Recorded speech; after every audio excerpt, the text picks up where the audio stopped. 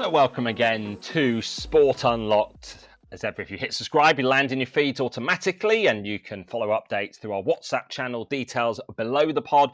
And always grateful if you hit rate, review, and subscribe to listen to myself, Rob Harris from Sky News, Martyn Ziegler from the Times, and Tariq Panja from the New York Times. Now, we're all quite dressed in a low-key way, but fashion is the watchword, isn't it, across sports bodies this week? And Martyn as well. He looks very, very elegant. I'm all Saints head to toe. That is no commercial sponsorship deal with this, but maybe we'll be asked to promote something from the fashion platform V-Files. Now, what are they planning? They're planning, drumroll, new brand about to hit the stores, FIFA 1904. Why? The year of, imaginatively, the year of FIFA's founding in Paris in 1904. You might have known that if you'd been in Zurich this week, because they did hold a 120th anniversary dinner at the FIFA Museum this week, head of the FIFA Council. But of course, we weren't there. Do you know if there was a dress code? Did you have to wear the new FIFA 1904 apparel? Well, there's no sign of it appearing. There's about as much sign as that as a press conference at FIFA. Yeah, exactly. This was a story on the fashion angle, broken by the Business of Fashion platform. I guess we're going to have to wait and see. But yeah, Rob, there was a FIFA conference, and I think maybe one journalist was present or tried to be present. Yeah, they did. Graham Dunbar from AP attempts to, was in and around the FIFA hotel. He did spot bags being handed out by Saudi Arabia. Nothing that lavish, though, inside them.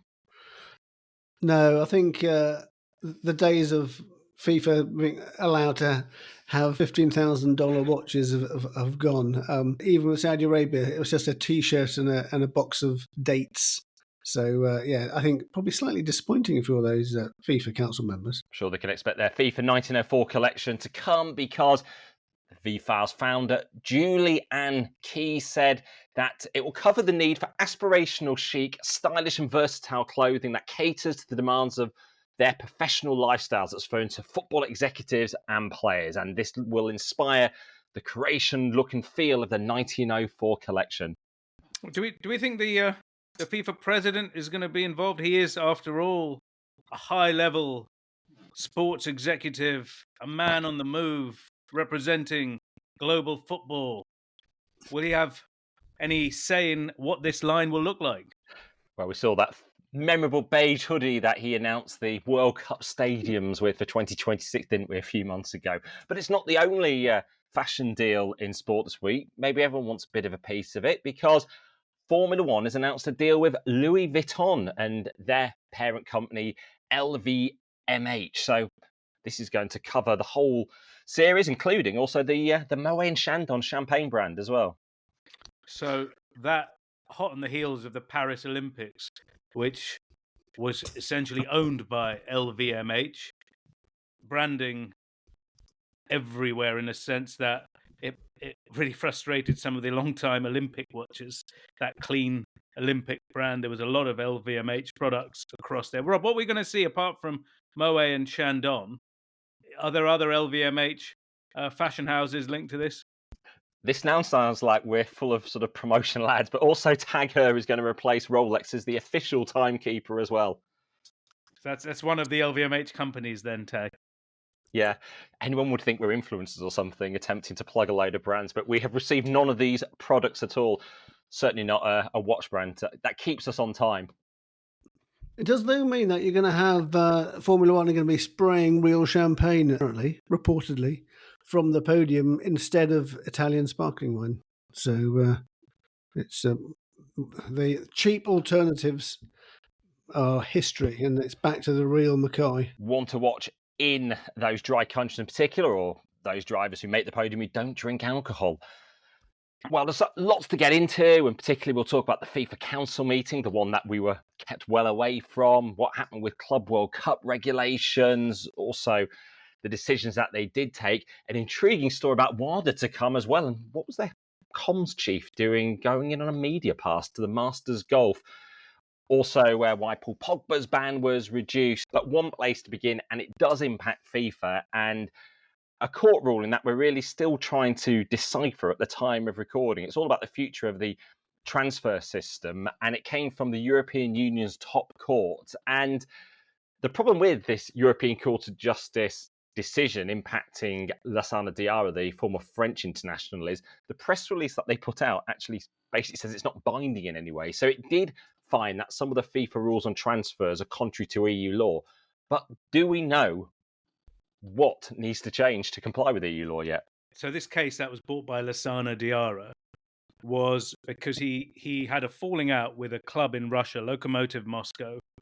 They paid a transfer fee for him from a separate Russian club, and basically he wasn't performing as well as they hoped, and they cut his salary, popped him on the bench, and he essentially walked out midway through his contract. He tried to join a team in Belgium, and this is where this case kind of comes to life. According to FIFA's rules, Diarra was liable to punitive damages in the millions had he signed for this team in Belgium, Charleroi, and the team itself was also due because he was under contract.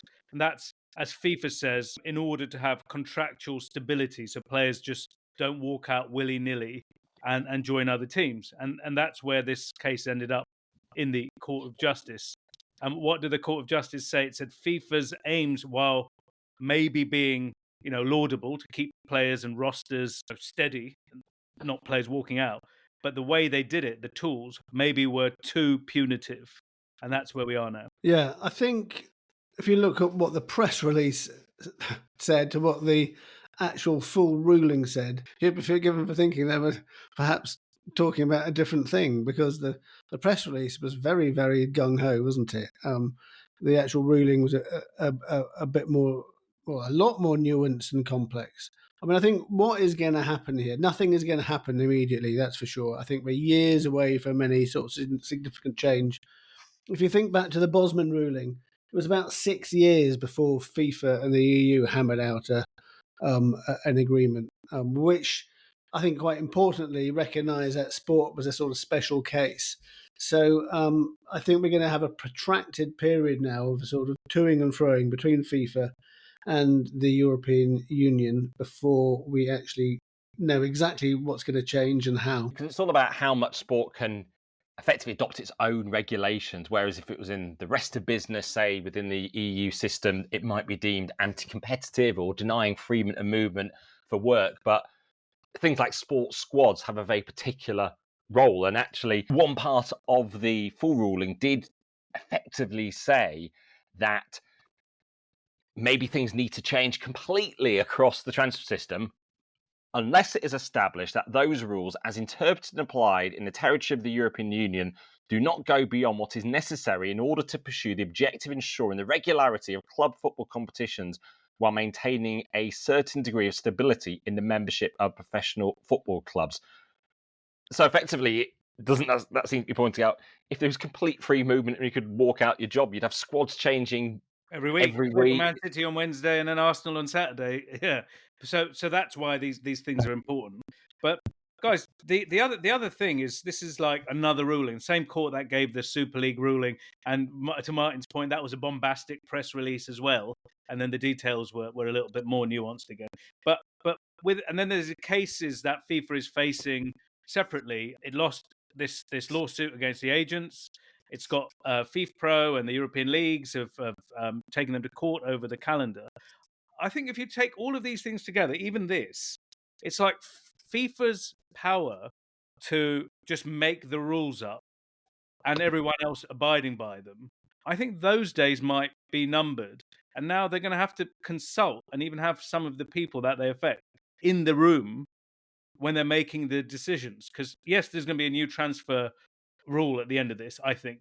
But it won't just be FIFA being in a dark room and saying, here, world, these are the new rules. I think they're going to have people on board.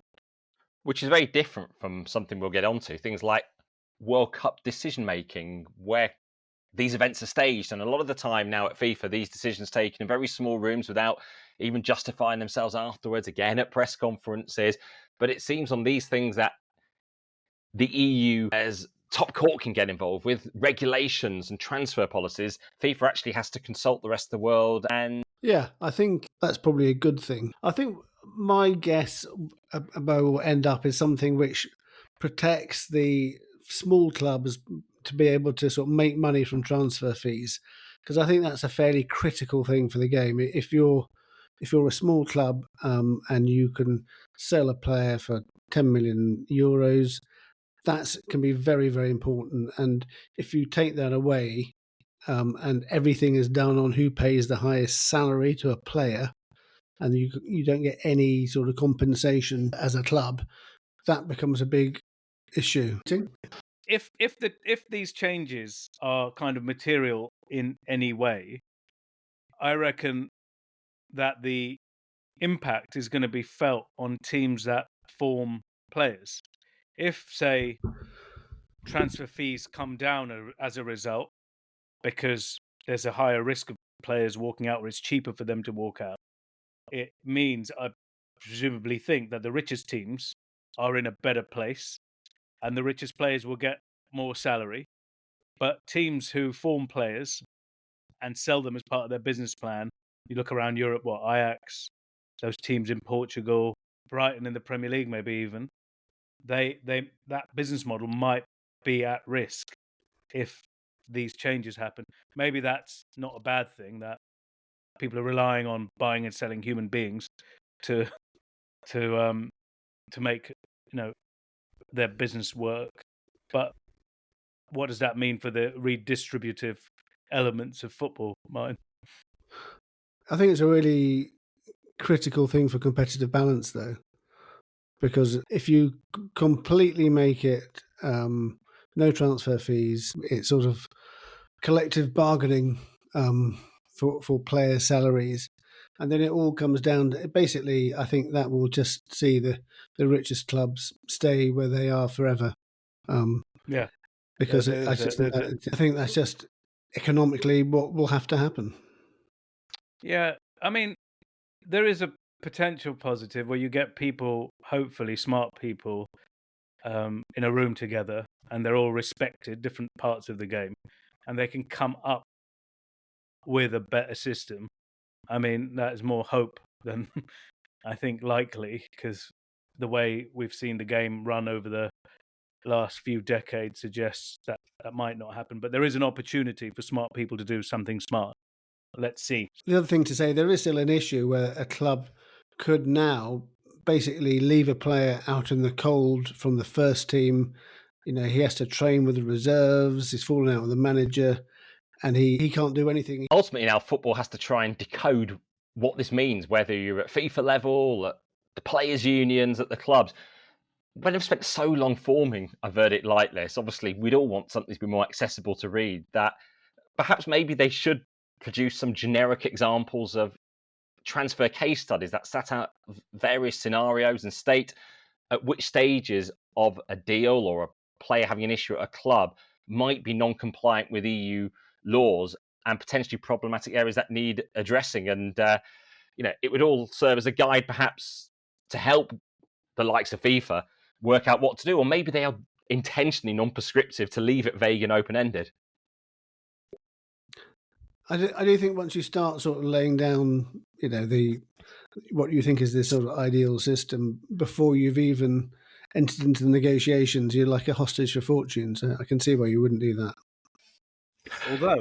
Although there was a man who used to work at UEFA many years ago, and he wanted to redesign the transfer system, going so far as putting it down on paper.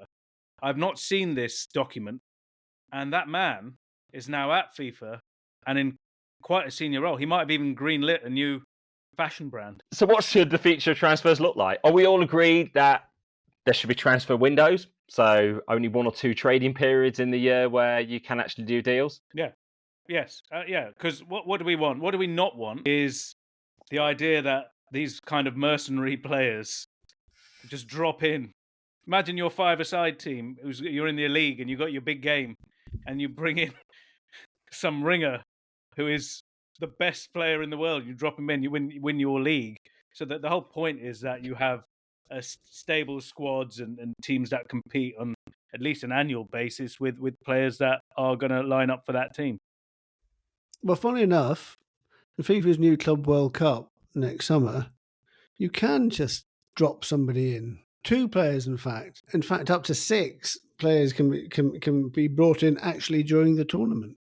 2 of them can be signed completely fresh, and another 4 if somebody's contract expires actually during the Club World Cup. Then the clubs involved can just drop in new players who haven't played any part in the tournament, and suddenly here they are. Imagine that if, say, I don't know, Porto or Auckland City suddenly reach the quarterfinals or semi-finals.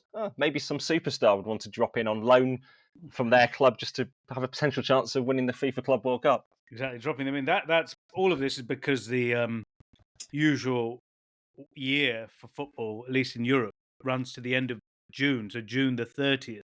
Then if your contract runs out, you're a free agent. And this tournament is obviously going to be played in is it July? June, July.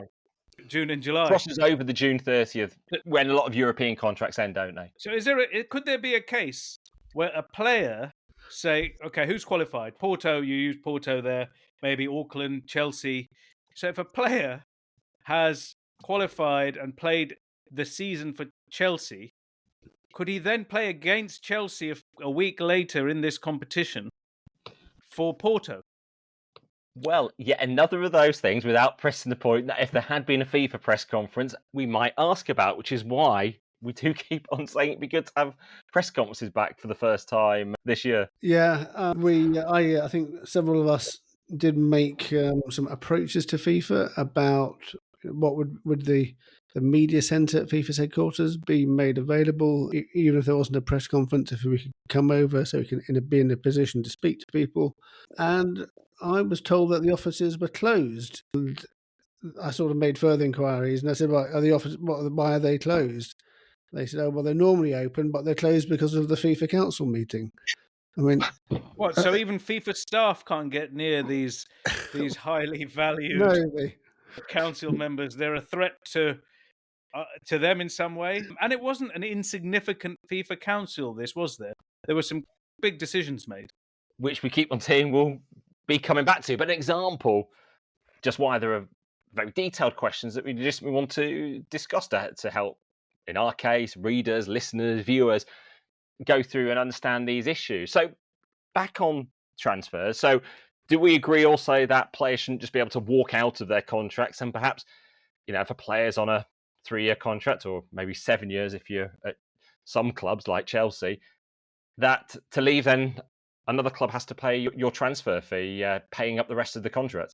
Well, you can actually, under FIFA's rules. This is for players who leave. The Diarra case is like the disciplinary tribunal that FIFA has for these things. But if your club hasn't paid your salary for a number of months, you can walk out for something called just cause. But this is for, as you said, if you just sort of decide to walk away. There is some legal precedent here as well. There was a player who used to play at Hearts, and I think played for Wigan as well. There's a guy called Andy Webster, I think, and this is maybe 10 or 15 years ago. So a law was passed called the Webster ruling. That meant if you're over 28 and you've passed 3 years of a 5-year contract, so you're in the last 2 years, you could walk away.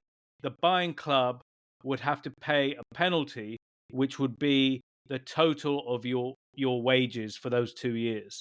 So that there is a mechanism, but this is bigger than that. This is for all players, not if you're just over 28 and in the 4th year of a contract. Something else to keep the FIFA legal department pretty busy, because they've also got the agent reforms that they're trying to put through as well, which are running into conflict with agents around the world as well.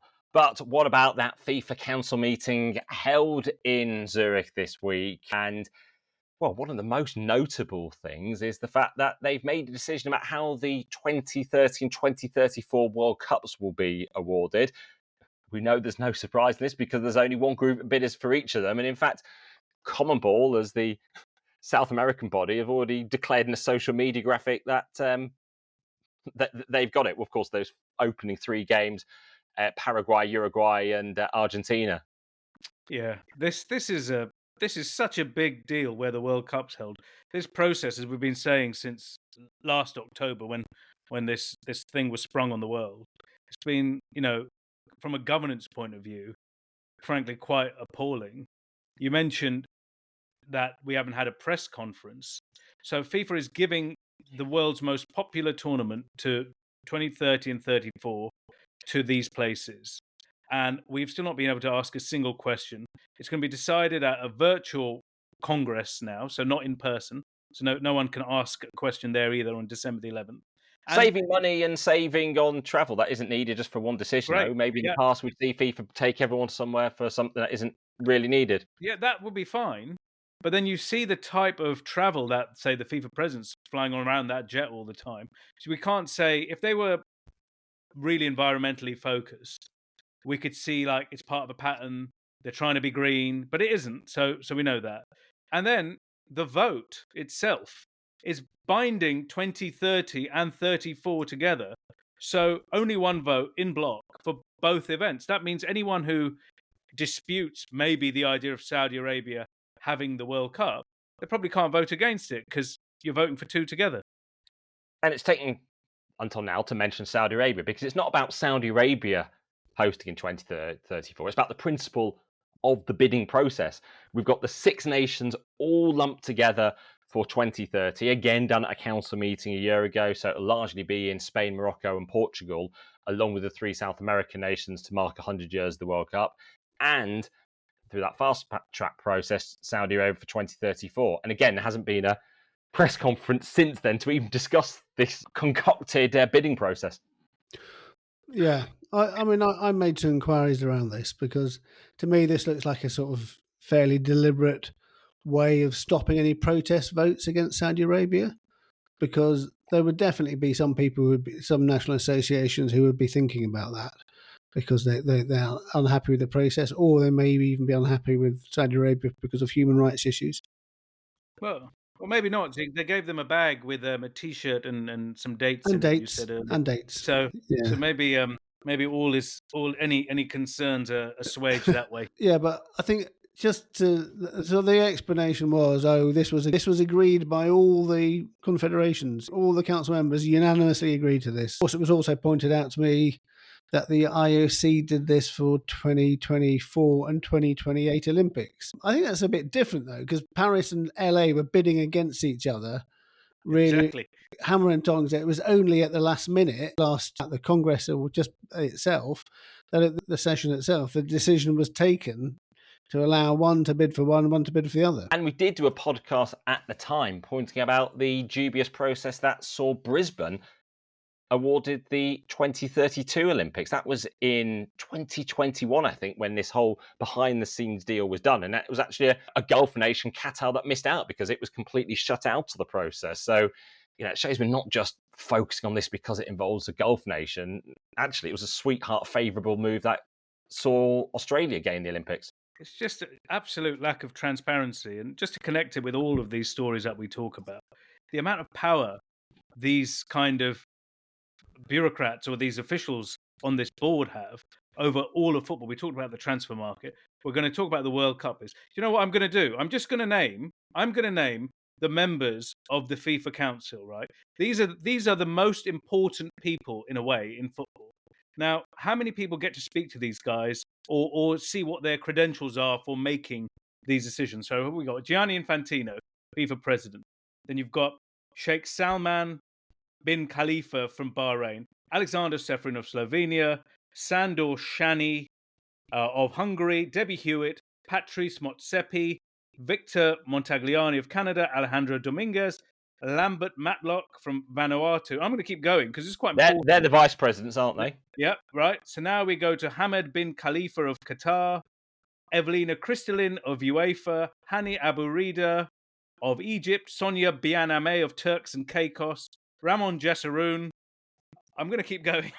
Yasser Al-Michel of Saudi Arabia, Bernd Neuendorf of Germany, Fauzi Lekja of Morocco, Rodolfo Villalobos of Costa Rica, Maria Sol Munez of Ecuador, Joanna Wood from New Zealand, Mariano Araneta of Philippines, Georgios Koumas of Cyprus, Mamutu Torre of Mali, Yon de Luisa from Mexico, nearly there, guys, Kanya Kumane of Laos, Fernando Gomez of Portugal, Amadou Pinnick of Nigeria, Luis Hernandez of Cuba, Ignacio Alonso of Uruguay, few to go, Datuk Haji Hamadan bin Haji Mohammed Amin of Malaysia, Dejan Savicevic, former great player, of Montenegro, Mathurin Dachukas of Benin, Kozo Tashima of Japan, Razvan Berliano of Romania, and Aisha Johansson of Sierra Leone.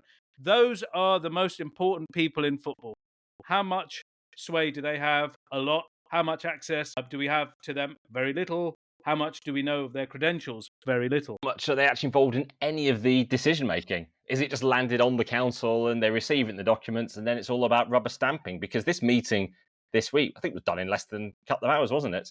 These massive decisions. We haven't come to other things that have happened there. Yeah, in less than 2 hours. By the way, maybe they don't want to speak up because of the $250,000 they get to be on this council, which equates to what, 3 meetings, maybe 4 a year. This isn't personal. I mean, if we think back to the very start of Gianni Infantino's presidency, the very first week we were there in Zurich in February 2016, then a few days later in Cardiff when he was at the IFAB meeting, memorably talked about taking EasyJet, although I listened back and did say when necessary he would use private travel to make it easier to get round. But that was when he said we had to put in a bidding process that's absolutely bulletproof for World Cups. And they would say they have done, probably because of the inspections and the scoring that we've seen for recent ones, and the Congress now taking the decision. You could say that it's more bulletproof now. You don't have any bidding, so you could say perhaps there's less opportunity for people to pay bribes or use other nefarious means to influence the vote. But it does mean that, as we see with Saudi Arabia, if you cozy up to the FIFA president and sort of support him in just about everything, every way you possibly can, that you normally get some sort of reward. If we cast our minds back, this is exactly what Gianni Infantino had to say on his very first day at FIFA HQ in Zurich in 2016. We need to implement the reforms, compliance, good governance, transparency. All of these elements have to be fully implemented in whatever FIFA does. This will be the first focus, and if we do that, if we achieve that, and we will achieve it very quickly, we can really focus on the football development. We've seen what's happened since then, and I almost think the man is very different from the man who spoke back then. Being vaunted as the FIFA president probably has an impact on you, and that's the structure we've got here. We've got these people, a lot of them owing favors to each other, like they did in the previous regimes, and here we are. Part of the decision-making this week was about the Club World Cup, and they've not announced it yet, but a suggestion they're working out a way of getting into Miami, and of course Lionel Messi as the host nation place by winning the MLS Shield. Now, this isn't the main national title. That's the MLS Cup, the winner of the playoff system. So are they just creating a way by finishing top of the table, which normally doesn't count for anything, apart from this shield in MLS, to get Messi at the tournament? You're so cynical, Rob. How cynical can you get? Surely not. Be amazed if Messi and Inter Miami are not part of that tournament. I mean, I think their stadium is being used for the tournament too over there in Miami, and they need that sparkle. Interesting point, the fact that unlike usual FIFA tournaments as well, the 12 venues announced, those with sponsors will be known by their sponsor names, which is not normally the case at World Cups. They normally have a generic name like the circular arena or something. Yeah, exactly. The Stadium 974. The other, I suppose, the element here is that these are club teams, maybe, and they're wearing sponsors on their jerseys. So it might be that, but it's a really good point. Does it speak to the fact that they're struggling to raise commercial deals as well? Yeah, something we covered in last week's pod, and a new issue is, we've been talking about for some time, is just how close it will finish to the start of the new European seasons. And Pep Guardiola saying that Manchester City have, in some form, asked Manchester City if they can delay their start to the season. We do see it perhaps in other countries, haven't we seen maybe delayed starts to assist them? Well, famously Manchester United were allowed not to take part in the FA Cup because in 1999, FIFA wanted them to play in the Club World Cup in Brazil. Alex Ferguson didn't want to go, but they were basically persuaded to go by the FA because England were bidding for the World Cup. And what they did is they said they didn't have to play in the FA Cup. So there's some sort of precedent, but yeah, the Premier League were asked by Manchester City and possibly Chelsea if they could postpone their opening 2 matches of the season, and were told no. Obviously, it'd have a knock-on effect for other clubs in the division and other clubs who haven't had the FIFA prize money as well. They're already at a sort of financial disadvantage, perhaps, as well in the Premier League. Well, it's interesting, Manchester City asking for a delay to the Premier League season next year. There's no guarantee, of course, they will be in the Premier League, given the fact that the hashtag 115, really 130 charges case is still yet to reveal the answers. Also, there's no obligation for them to take part in it in the Club World Cup because it's not in the official international calendar, I think. So if they don't want to take part in it, they don't have to. Yeah, interesting if any players want to take a rest as well, or maybe the bonuses make it worth it for them to compete, or as an example I've given before, someone like Erling Haaland at Manchester City, perhaps his only chance to become a world champion by winning it. Something else from the FIFA Congress is just what they're going to do about this Palestinian Football Association request for disciplinary action against the Israeli FA. And perhaps as anticipated, FIFA has kicked the can down the road. Yeah, I think we said if you were listening last week, you probably know what was going to happen and exactly what did happen. It's been sent to 2 committees because 2 separate issues. One involves claims by the Palestinians that Israeli football officials and players have engaged in abusive behavior online and comments. That's going to be looked at the disciplinary committee, and the audit and compliance committee of FIFA will be charged with making a decision on whether teams playing in the occupied West Bank in settler towns are contravening FIFA's regulations. It seems to me that the hope is that the conflict dies down in Gaza, Lebanon, West Bank, and that this sort of becomes less pressing. So I wouldn't be surprised if it's going to be 2 years or more before this is sort of resurfaces in a meaningful way. You know, if FIFA was to take action, also, if they don't take action, it will have protests as well. But intervening in such a hot geopolitical issue would certainly have ramifications. So that's a lot talked about FIFA, particularly on FIFA communications. This isn't singling out anyone. Obviously, in terms of the comms, often the direction comes right from the top. So even if perhaps the PR team did want a press conference, it's what their boss wants. But we do need to talk about a story involving one sports media chief, don't we? The World Anti-Doping Agency's James Fitzgerald. Again, unusual, we'll be naming a comms chief, or certainly debating how they're conducting themselves. But this is something quite significant, isn't it, that's been uncovered about how the Reuters news agency gained him a media accreditation for the Masters Golf earlier this year, while at the same time, the same journalist covers issues relating to WADA. He was given a press credential for Reuters. Now, people might think this is, what's the big deal? It is quite a big deal. It means you get free access to, you don't have to pay. It's almost impossible to get a ticket for the US Masters anyway. This, so you get in, you don't have to pay for it. You get access to areas the general public can't. You get to meet the players if you want. You can follow them around the course. I mean, it's amazing that Reuters, or actually not Reuters themselves, because they were unaware of this, but a person who was working for Reuters at the time no longer does.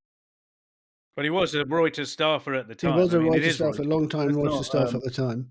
That he secured this for James Fitzgerald, and then did lots of at least 3 what appeared to Reuters wrote at least 3 what appeared to me anyway to be quite pro WADA stories and critical of US anti-doping, who've been involved with this massive row over the Chinese swimming. And Reuters has now removed those 2 stories. What exactly did they say? Credit to them for removing those stories, Ziegs. You could tell us what they said in a second, but it's astonishing that this is Reuters is one of the gold standard news agencies. This is where we look for factual information, and whenever big story breaks, you've got the international news agencies. Reuters is one of those, and has a great reputation. The idea that the comms director of WADA, or comms manager, whatever the job title is wearing a lanyard representing himself as a Reuters employee, essentially, with a lanyard at the Augusta Golf, which is, as you said, these tickets are, if you were to buy, are very hard to get, and if they are, really, really expensive. And then the same people are writing those stories. That's a very big problem. So what did Reuters do, did you say, Martyn? Yeah, they sent a statement saying that indeed a representative of WADA was helped to obtain a Reuters press credential by a journalist who no longer works for Reuters, which was a violation of our journalistic standards, and consequently we've withdrawn the two stories. One was about US anti-doping using undercover athletes who had tested positive for drugs, didn't ban them, but let them continue to compete in order to provide information. And the other one was a sort of letter about WADA criticising the US anti-doping for the range of athletes that it tests. Says 90% of US athletes aren't tested. Both those stories were written by Reuters journalists, two Reuters journalists who are both part of the US Masters golf coverage in April. And Reuters said that they still stand by the accuracy of the reporting, but they insist that their news gathering standards were not met. Specifically, as they say, as they pertain to avoiding the appearance of bias in our sourcing. Now, Fitzgerald himself has denied there was any quid pro quo, and he said it was him attending in a personal capacity unrelated to his WADA work. He said his costs were all paid for by him, and that WADA responded to questions posed to it by Reuters as is normal in practice. But it is the perception, isn't it? Yeah, I think the important point, I mean, yes, James Fitzgerald responded. WADA is an integrity organisation. Why have they not responded to this? I think it's really bad. WADA, you have to ask for comment from the person who himself was at the centre of the story. Well, Zeke, you got two comments, didn't you? That was the other interesting thing here. You contacted Fitzgerald before you got a fuller statement from him. What did he say to you? He said, "What's it got to do with you?" Is what he said on the phone, and then he said he's not going to say anything more. Then he sent an email, but I also emailed WADA's press office and their director of communications, Catherine McLean, and there was no response. So as I said, I think, given that this is an integrity organisation, I think it's quite surprising that they've not addressed this. If we look at this in terms of perception, the Reuters journalist has helped a comms chief of an organisation he deals with gain access to a sports event, but more than that, accredited to that same news outlet. So they'll be going round together at this sports venue, him appearing to be a member of the news organisation. And then he's writing about the same organisation. Obviously, unless we were to see some exchanges and hear conversations, we wouldn't know if there was any sort of quid pro quo, which of course James Fitzgerald denies. But it is how it looks, doesn't it? Let's take a generic example. We see some people in the communications industry, consultants who represent multiple bodies across sports and sports entities. And what is not provable, of course, is if, a journalist perhaps does a favour for that to get a story that they're desperate to get out there that might help an organisation published in some form, then if they were to get something else from that same comms person down the line in return, that is an exclusive or something. Can't believe that ever happens. Imagine if. But it is the unprovable, isn't it? It is, and again, it casts a dark, kind of harsh light on our industry, doesn't it? It does. Well, grateful for any feedback. Anyone who's got any thoughts on that part of the discussion. On to something completely different now. From the Court of Arbitration for Sport, and Paul Pogba having his ban reduced from 4 years to 18 months. Now, remind us of the actual substance that the Juventus player did test positive for. It was testosterone. elevated levels of testosterone in his system. It's quite rare, Rob, as well, for a footballer to be banned for doping. It doesn't happen very often. He got a 4-year ban.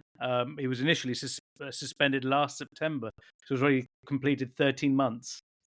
Quite unusual for it to be revealed late on a Friday, maybe. Yeah, and a Friday night news dump. I'm not even sure the official press release from the Court of Arbitration for Sport is out, but clearly all the parties involved knew, and then the information started petering out. So that 4-year ban is reduced to 18 months. That means Paul Pogba can start playing from March, so this season, in the new year in March, and training with Juventus from January if he would like. But what we won't know for weeks is actually what went down inside the hearing and the real details behind this case, which I'm sure will be fascinating.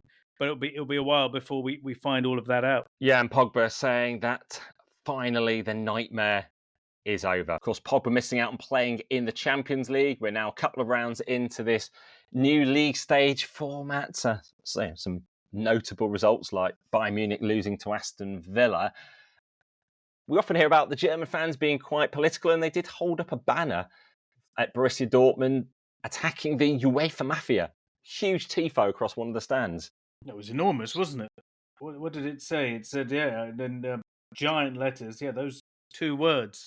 All you care about is money, it said. Yeah, and UEFA Mafia in enormous lettering.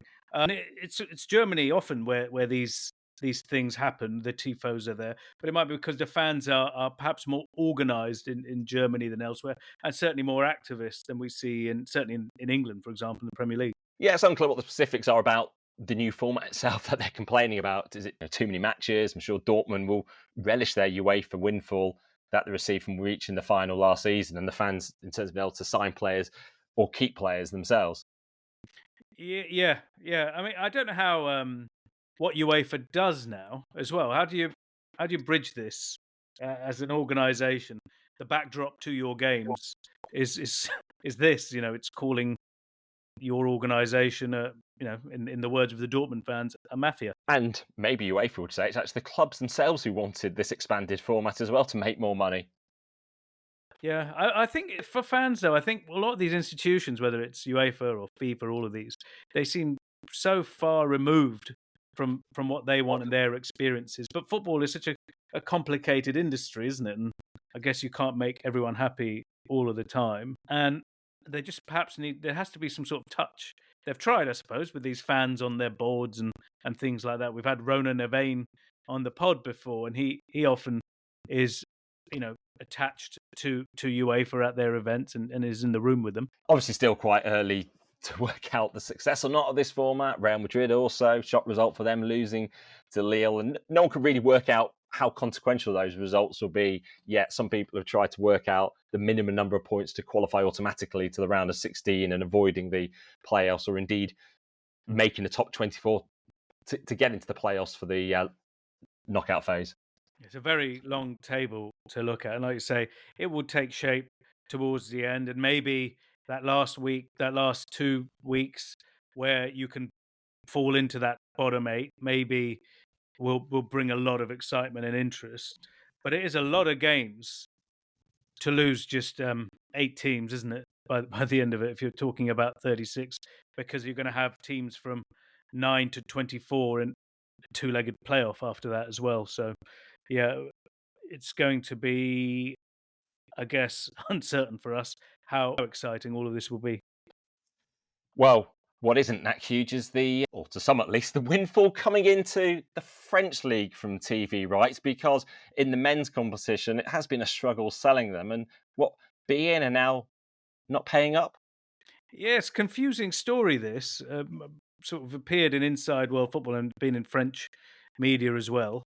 beIN the Qatari-owned broadcaster, which obviously also owns Paris Saint-Germain, spent 110 million for the late Saturday game, which is supposed to be the most popular match, or the one with most viewers. And apparently they haven't paid their installments yet and are delaying it and asking for a discount because that match time apparently isn't as popular as it was. One of the reasons the reporting says is because Kylian Mbappe is no longer playing for PSG, is no longer in the French league, and the interest might dwindle slightly as a result of that. But then you've got to ask, surely the Qataris knew this, because who did they own? They own PSG. Where did Kylian Mbappe play? It was Paris Saint-Germain. I mean, this was all them in the room, in all these rooms, as always. Well, exactly. And European Club Association meeting next week in Athens as well. Amongst those speaking, actually, Gareth Southgate, former England manager, is going to be addressing the room. His chance to pitch himself to clubs, maybe for a new job in the dugout, or maybe an off-field job, but certainly his re-emergence after leaving the England job after 8 years in the summer. Certainly the right room for him, Rob, with all of those club owners and executives there. So what a place for a come-and-get-me plea. Well, indeed, I think the ECA membership's now, is it over 700? Yeah, they've had to expand over recent times because, in a way, to fight off this accusation that they were too elitist. So 700 members, so it's not just for the biggest teams, it's for everyone, is what they're trying to show. You can imagine maybe someone of a certain character, if they were there, would be saying, we have even more members than FIFA. Yeah, well, I wonder who you're thinking about there, Rob. Well, we'll see what exactly does develop from those meetings taking place over several days. In fact, they've actually got the CBS Champions League studio lineup who are going to be appearing. They obviously made quite significant ways with their humour, their entertainment, the way they've transformed Champions League coverage in the United States. Yeah, and I guess as this joint venture with UEFA and the ECA to sell TV rights and commercial opportunities go ahead, I can see why they'd want these CBS folks in there, because they really have broken America in some way, right? With their clips and their show that seems to go viral every Champions League week. Now, news of a significant death of a figure who led the charge against racism in football, Lord Ouseley, who founded Kick It Out in 1993, the charity that really has been setting the mark around the world in terms of the attempt to eradicate racism from the game. Yeah, absolutely huge, towering figure. We've seen, what's happened to the game now, and we're talking about racism and kicking it out of football in a way that didn't exist before Herman Ouseley's intervention and his role in growing the focus on this. And it's hard to overestimate just what a big figure he was in terms of football and anti-racism and getting that message out. And someone who had to deal with racism as a child, having arrived in Britain from Guyana at the age of 12. He was educated in London, went on to become Greater London Council's chief race advisor, then leading roles not only just in football in terms of trying to tackle racism, as well as becoming a member of the House of Lords. Yeah, and we've talked about him here, and we've described his effect and his work, and what an important man. But then we've had a weekend of Premier League football here in England, and others have noticed this as well. Not a moment of silence or a moment of applause to commemorate him. No black armbands when other significant figures have passed. It's quite surprising, Rob.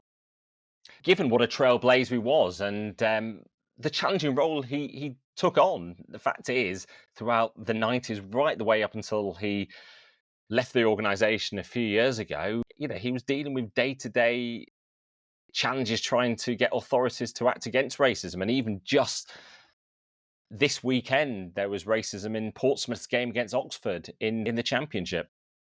Yeah, we see it on social media on a game night, as every game night. But at least the game is talking about this and making an effort. That's why it's so shocking and surprising in a way that he wasn't commemorated in any way this weekend. And as we finish up, this is what Lord Ouseley said to me in 2018 as he was marking 25 years of Kick It Out. Football was a basket case. It was violence outside the grounds, inside the grounds.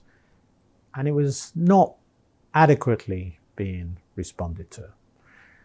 On the pitch, black players were being abused, and they were keeping their heads down because the only way to stay in the team, not have an adverse effect on your performance, and also to keep your own dignity, as we saw with many of the players who in recent times have been acknowledged as helped the game to change from just dealing with those problems in their own way on pitch. Today, I think going to football and playing football is a much better experience. It's not perfect. I've got a resilience that can deal with the prejudice and the stereotypes, and having experienced it virtually all my life and found ways to deal with it, that I just have to deal with it. And very often, something's happening that is not the right thing. You make a determination, this is not the right place to challenge it.